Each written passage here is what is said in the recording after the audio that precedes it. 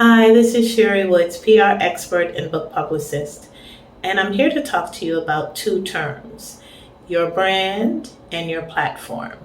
Now, oftentimes, authors get confused about which is which, so I'm here today to demystify what those mean. Let's start with your brand. So your brand is broken into two areas, the tangibles and the intangibles.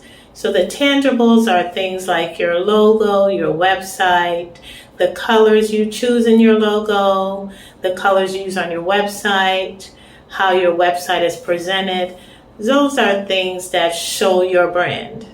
But the intangibles of a brand, and this is the area that counts the most, is how your readers or your buyers feel about you and your book product.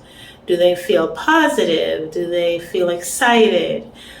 Do they know that when they read your book, they're going to be entertained if it's a fiction book, or informed if it's a nonfiction book? What do they expect from your product?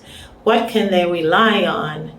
That's your brand. So for instance, as a PR expert and book publicist, I want authors to know that I am approachable, that I'm personable, but that I'm also very knowledgeable about public relations and publishing, and that I am going to present things in a way that's easy to understand. That's the brand that I want to project to my client base, and hopefully I do. So that's brand.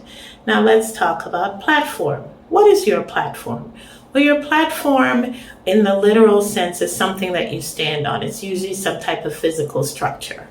In the book world, your platform is the how. How are you going to get information out to your book buyers, to your fans? How are you going to get information to them? Are you going to use a newsletter, blogs, social media? Are you going to do book signings, participate in conference panels? How are you going to get out to them, get your book out to them? How are you showing that you have a strong base? So for authors who want to be traditionally published, oftentimes literary agents, other than choosing your book for the great manuscript that it is, they also usually ask about your platform. And in those cases, they're probably looking at your social media numbers, primarily maybe your newsletter numbers. However, if you don't have those in place, you can also talk about the conferences you presented at that had hundreds of people, or your newsletter. So again, all those things that define your platform are really important. So I hope that today I helped to demystify those two terms, brand and platform, and I'll see you next time. Bye.